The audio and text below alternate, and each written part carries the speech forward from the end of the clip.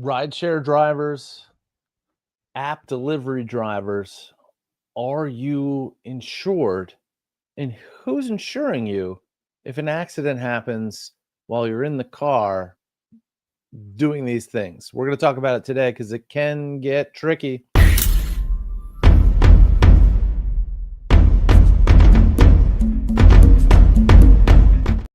Good morning, everybody. It's Jobeth Bowers, your accident and injury guy, right here in my Elkton office. Today, we're going to talk about something that we've kind of talked about from a different angle before. I've talked about if you're a passenger in a ride share and how that impacts you from an insurance perspective if you're going to be in an accident. Today, we're going to talk about the drivers. You're a driver. You know, a lot of people are doing this as side income, or some people are doing it as their primary income, either driving for the rideshare company, so you're picking up and dropping off passengers, or the delivery apps. There's a couple of those. DoorDash is probably the most famous. Oh gosh, Uber has one that's built in, Uber Eats, Devour Now, which is a newer one that's coming to this area. If you're not familiar with Devour Now, it's actually got a lot less fees than the normal one. So check that out. They are, I know, actively growing in this area with more and more restaurants every day. So check that out. So I want to talk about if you're driving for one of these services, how does the insurance situation work? Because it can be complicated.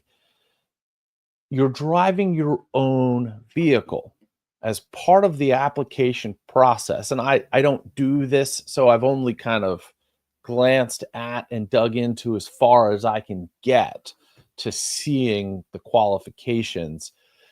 These apps, these companies that run these apps, and this is the same whether it is a rideshare or a delivery service, they require that you have a vehicle that's in good mechanical working order. Some of them actually have you inspect, they have places that they go to have you inspect the vehicles to make sure that they are up to their qualifications. And they require you to have an active auto insurance policy. Basically, everything has to be legit and valid for you to be able to drive for one of these services. Your registration has to be good, your insurance has to be good. Most of them vet your driving records, some of them vet your criminal background and everything like that.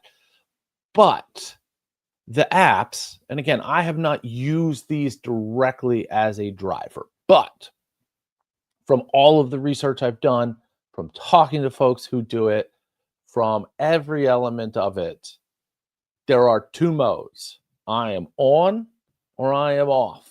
I am either here to pick up orders, pick up people, or I am basically inactive in the app.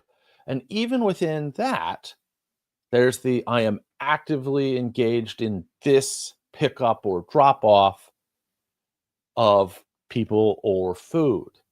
So here's the thing, there's two layers of insurance that are usually at play when you're using these.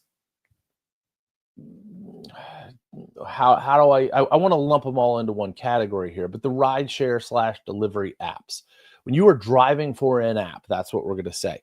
When you are driving for an app and you are actively on a job, so it's not when you've picked up the food or when you've picked up the passenger.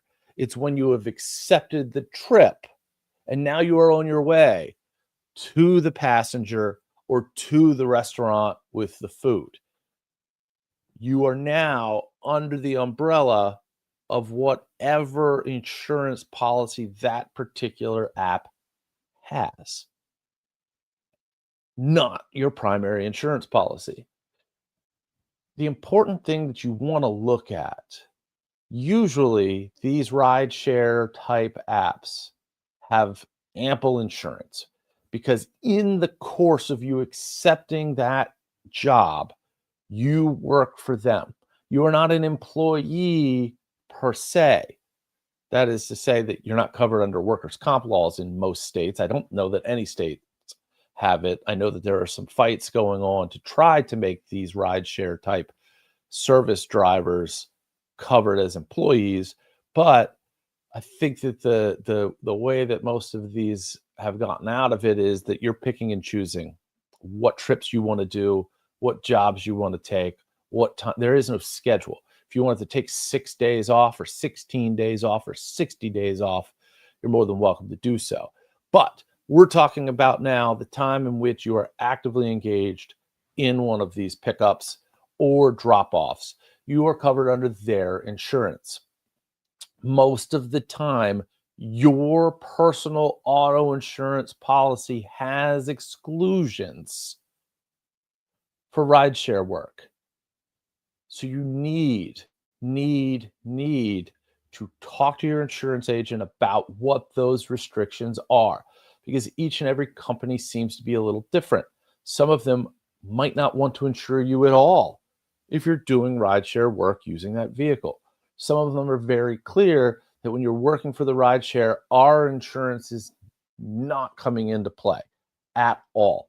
Meaning that if you were to somehow have better and higher coverage than the rideshare, or a potential at-fault driver were to have in some sort of an accident situation, you wouldn't be able to use your insurance for your personal vehicle as a secondary or tertiary coverage.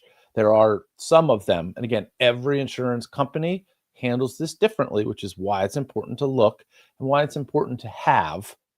And then, of course, talk to your agent. As I've said many times on many episodes in the past, it costs you nothing to have a live agent. They just make a commission of the fee that you would have already paid. So go get a live agent. Don't buy this stuff online, because it's where I see the most waived coverages or bad coverage, is when people buy online. So have a live agent, have them explain to you if you're planning to be a part of one of these rideshare delivery food apps, whatever it may be. And I know that they go even further. You can just get stuff delivered through one of these apps. Amazon even has a program where you're not driving one of their vehicles, you're showing up, you're doing deliveries for them kind of on the fly. And I think that's where those like the we'll deliver it same day kind of things come in. All of those work very similarly, but have very similar restrictions depending on your insurance company to how that coverage works. So make sure that you know. My research has told me that if you, for whatever reason, for whatever app you're using, wish to have a passenger with you, some people like to have that second person there for safety reasons. So there seem to be, and I will say there may be some obscure services that I have not found. I know wherever you go, there are different services. Again, Devour Now is kind of in this region, and it looks like up in Boston. They're not necessarily everywhere the way that the big ones are. When you get billions of dollars of venture capital money, you're just everywhere all at once. DoorDash, Grubhub, etc. So you're going to want to make sure that there's not a specific exclusion for that particular company, because I know a lot of people are also out there doing both the ride shares and the food delivery and multiple apps and everything like that. I don't know how you all keep it straight. You're saints.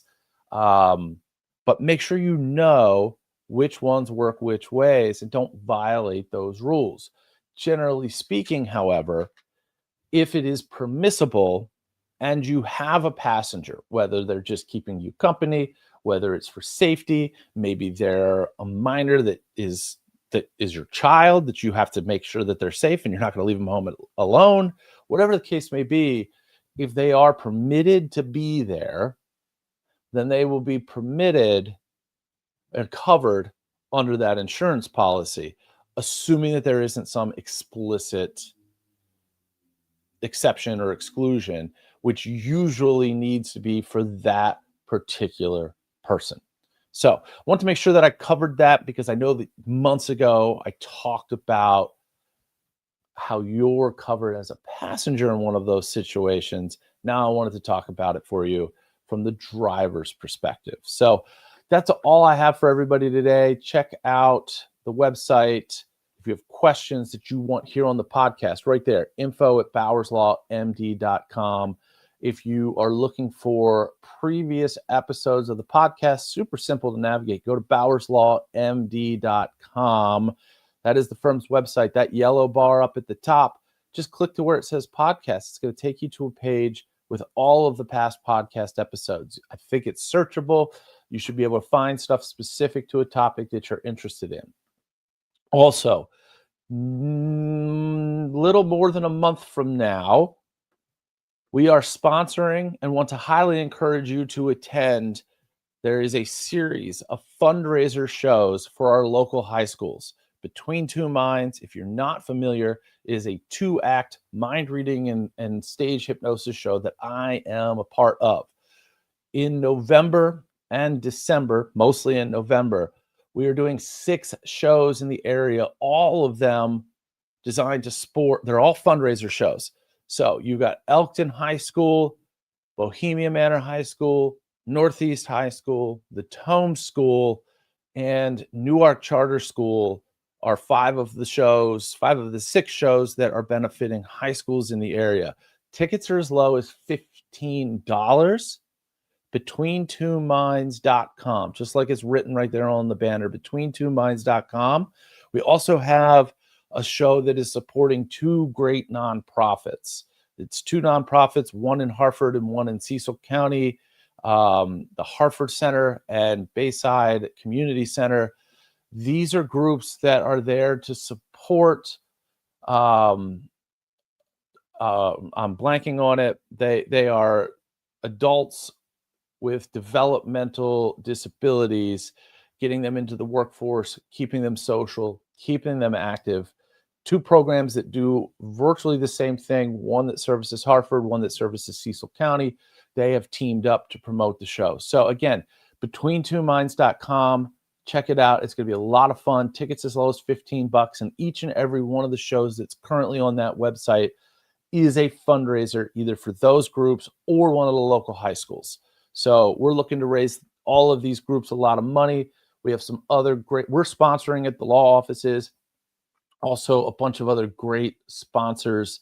If you go to that website, click on any of the individual show, ticket link pages, you will see the sponsors. Also, there's some ads that are going to be running or are running on streaming platforms with Edward Jones, who's sponsoring all of those. Their Elkton office is really, really fantastic in supporting this thing. So come out in November or December, see one of those shows, see more than one of those shows, because all the money's going to a great cause. Be safe out there. Double check those insurance policies. And as always, you are more than welcome to contact me, contact my office.